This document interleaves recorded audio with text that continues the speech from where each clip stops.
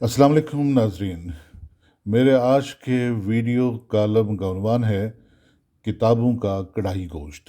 Master دوست محمد خان مرحوم government صادق عباس high school Ahmad پور شرقیہ میں اردو پڑھایا کرتے تھے۔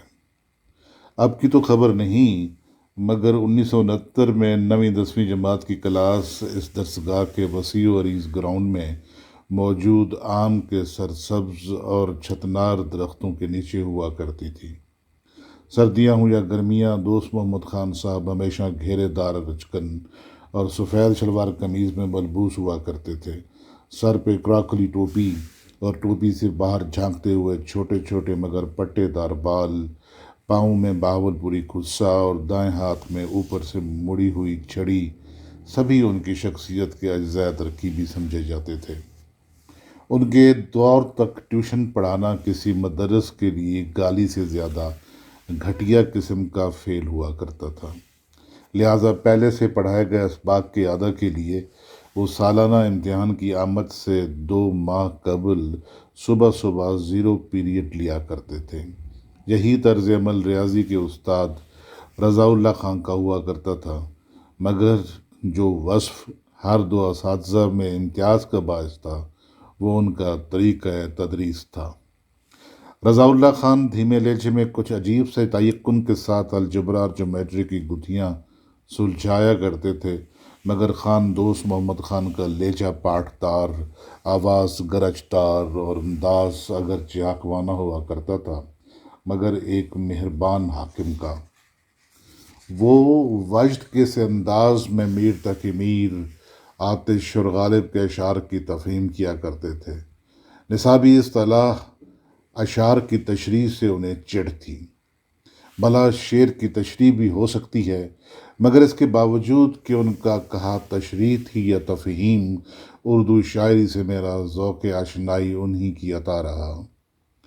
میں نے پہلی بار انہی کی زبانی سنا کہ سرائیکی کے قادر الکلام شاعر نصیر الدین خرم بہاول پوری کے دادا حاجی علی محمد خان رند نے، جو نواب بہاول پور محمد بہاول خان رابع کے عہد میں قاضی شہر تھے، محض اس وجہ سے اپنے بیٹے مولوی محمد حسن والد خرم بہاول پوری کی تنخواہ سے گھر کا خرچہ چلانے پر پابندی لگا دی کہ وہ مدرس ہوتے ہوئے بھی ریاستی حکومت سے تنخواہ لیتے تھے۔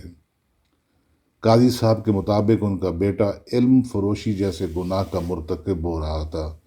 ماسٹر دوست محمد خان بھی اپنے مدرس با تنخواہ ہونے پر اکثر شرمندگی کا اظہار کیا کرتے اور اس کا کفارہ وہ غریب طلباء کی فیس کی صورت یا بلا معاوضہ 0 پیریڈ پڑھا کر ادا کرتے تھے۔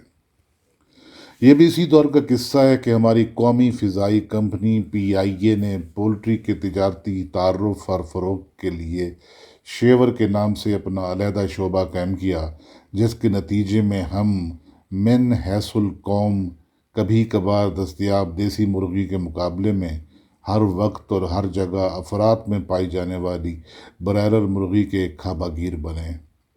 یہ کرشمہ بھی برائلر مرغی ہی کا تھا کہ شادی بیاہ کی تقریبات سے قطع نظر چوک چوراہے تو کیا گلی محلوں میں بھی کڑاہی گوشت کی ٹناٹن ہونے لگی۔ اس صورتحال نے دوست محمد خان جیسے ہمہ وقت استاد کو شروع میں پریشان اور بعد ازاں مستقلاً رنجیدہ کیے رکھا۔ ان کا کہنا تھا کہ بھرا ہوا پیٹ علم کے سبھی راستے بند کر دیتا ہے۔ انہیں یقین تھا کہ جن معاشروں میں بے محابہ گوشت خوری ہی تفریح کا واحد ذریعہ بن جائے تو وہاں سے کتاب اپنی علمیت سمیت اٹھا لی جاتی ہے اور جہالت اپنی جملہ فساد انگیزی کے ساتھ نازل ہوا کرتی ہے۔ اور پھر ہم نے دیکھا کہ کعبہ گیری کے اس ہنگام میں کتاب نے ہماری معاشرت سے پردہ کر لیا۔ کتابوں کی دکانوں میں جہاں کڑاہی گوشت کی دکانیں کھلیں، وہاں شام کی علمی محفلوں کو فاسٹ فوڈ کی ریستورانوں نے اپنا نوالا بنا لیا۔ انسان کی شخصیت کو توازن عطا کرنے والا ادب ہمارے ہاں سے رخصت ہوا تو اس کی جگہ شدت، وحشت، عدم برداشت اور خون ریزی نے لے لی۔ ادب کا تخلیق کیا جانا، کتاب کا شائع ہونا اور مطالعہ کا ذوق سبھی کار ندامت گردانے جانے لگے۔ نوبتیں جاں رسید کہ 20 کروڑ کی آبادی میں کسی کتاب کی 200 کاپیاں فروخت کرنا بھی مشکل کیا تقریباً ناممکن، جبکہ کڑھائی گوشت کی دکانوں کے سامنے ٹھٹ کے ٹھٹ۔ کہا جا سکتا ہے کہ کتاب کو کمپیوٹر، انٹرنیٹ، فیس بک اور ٹویٹر نے برباد کر دیا، مگر کتاب کی یہ بربادی پاکستان ہی میں کیوں؟ ترقی یافتہ ممالک کے لوگ نت نئی ایجادات سے زیادہ فیض یاب ہونے کے باوجود کتاب سے کیوں چپکے ہوئے ہیں؟ وہاں ایک ایک کتاب کی لاکھوں کاپیاں کیسے فروخت ہوتی ہیں؟ صاف ظاہر ہے کہ فرد اگر کتاب دوست ہو تو پورا معاشرہ انہی رویوں کا عکاس ہوگا۔ کتاب کی سماجی سرپرستی سے محروم معاشروں میں امن و امان اور ہمہ قسم کا توازن قائم رکھنے کے لیے حکومتوں کا کردار زیادہ اہم ہو جاتا ہے، مگر بدقسمتی یہ ٹھہری کہ عملی سطح پر ہماری حکومتوں کا چلن بھی کڑھائی گوشت کی دکانوں سے الگ نہیں رہا۔ ادب کا احترام، نہ کتاب کی پرواہ۔ قیام پاکستان کے بعد بھی ایک طویل خاموشی۔ جہالت کے پاتال میں اترتے معاشرے کو جوں کا توں کتاب اور کتاب کے مثبت اثرات سے باوجود محروم رکھا گیا۔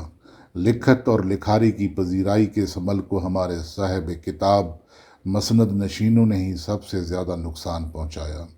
اب حالت یہ ہوئی کہ ہر سال چھپنے والی چنیدہ کتابوں کی سرپرستی بھی اپنے انجام کو پہنچی اور ان کی خریداری پر پابندی لگا دی گئی۔ ادب کی سرپرستی کے لیے 1976 میں قائم کی جانے والی اکادمی ادبیات پاکستان کا حال بھی اس سے جدا نہیں رہا۔